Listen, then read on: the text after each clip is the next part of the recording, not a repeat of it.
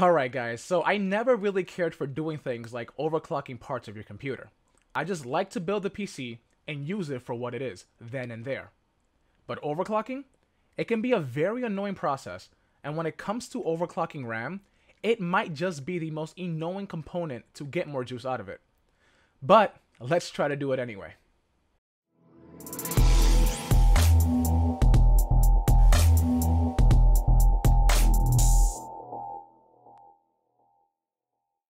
Hey guys, what is going on? It's your boy Kobe, and today I'm going to show you all how to overclock the RAM on your PC. Now, like I said in the beginning, I am not a huge fan of overclocking. Now sure, it has its benefits and definitely some drawbacks, but for me, it can be a hassle to try to squeeze more power out of your PC, even if you think you're doing it right.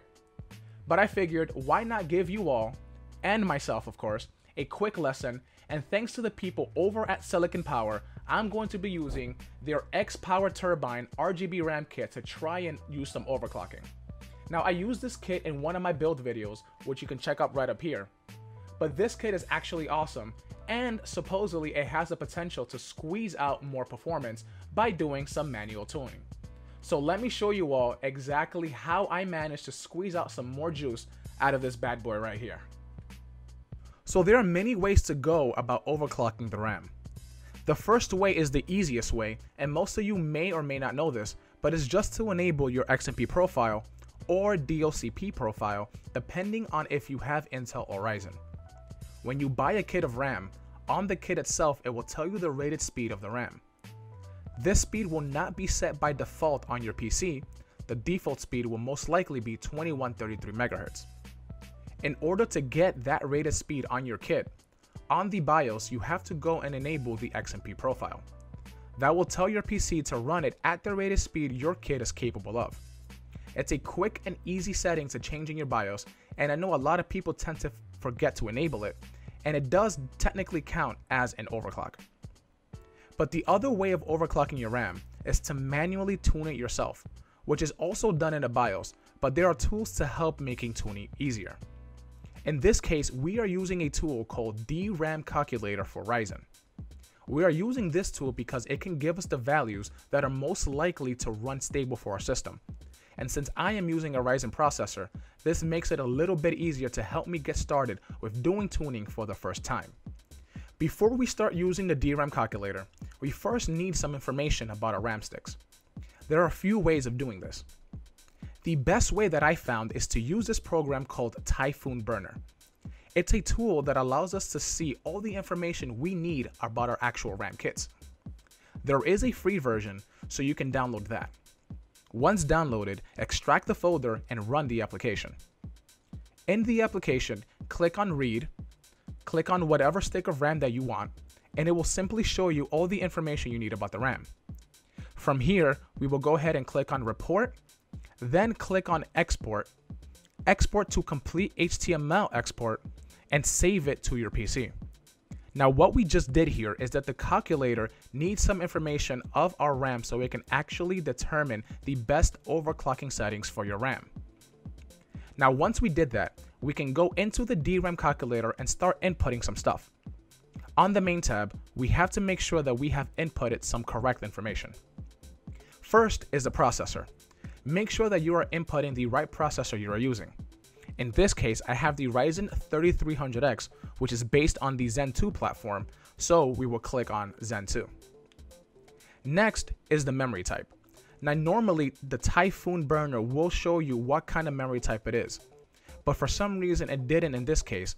I was told actually by a Silicon Power rep that the RAM is using Samsung C die, but since the calculator doesn't show C die, we're going to be inputting the D/E die.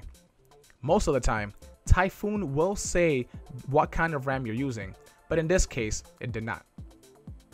You would leave the DRAM PCB revision to manual here. The memory rank is 1, thanks to Typhoon, and the memory frequency is the speed your RAM can actually run, according to its rated spec.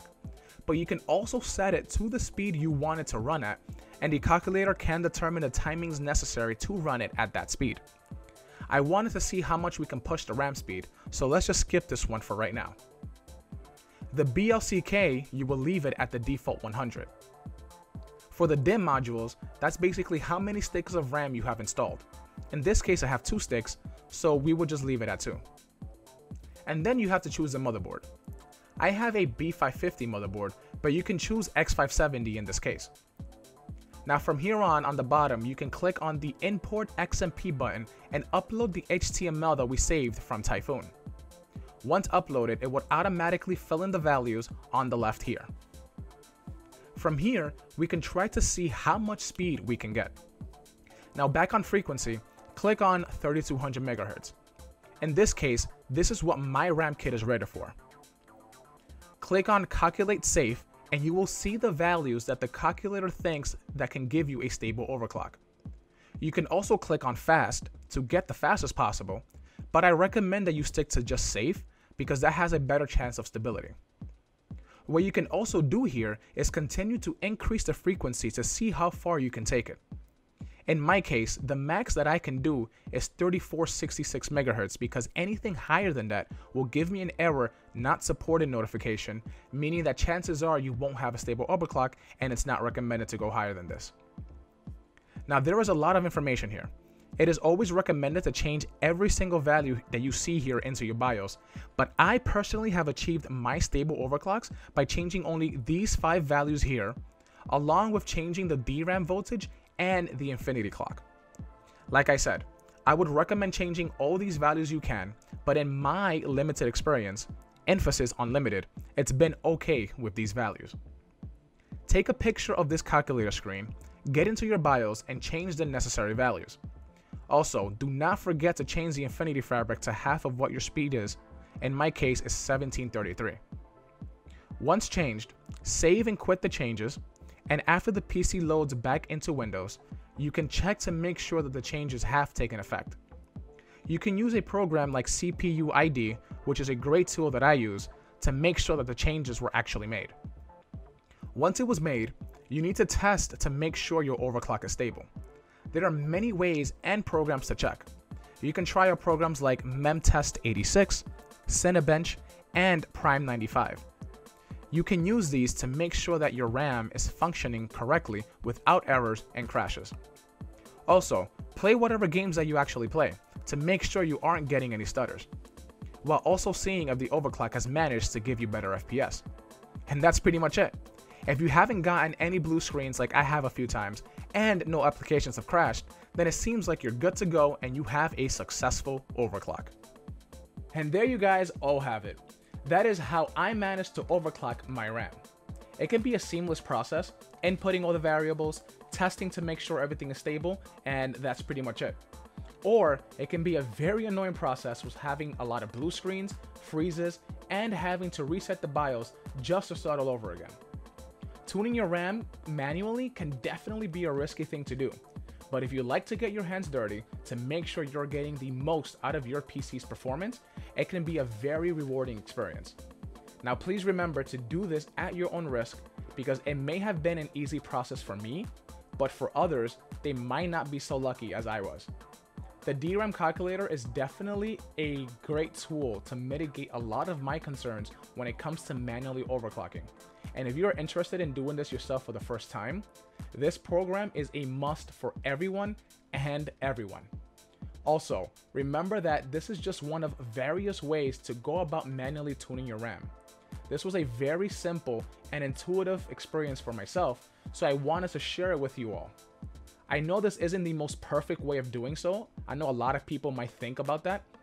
And it also wasn't very descriptive, but it was enough for myself to get a stable overclock. So if I can do it, you guys can definitely do it yourselves as well.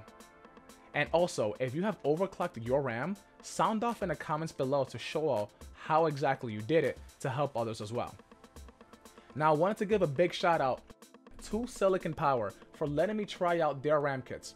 This Xpower Turbine is really a great gem, and if you want to check it out for yourselves, I left the product link in the description below for you guys all to check out. Now I hope you guys did enjoy this very interesting trip that I took, and I hope that my lesson and experience, ever so limited, has been a very beneficial one to you all.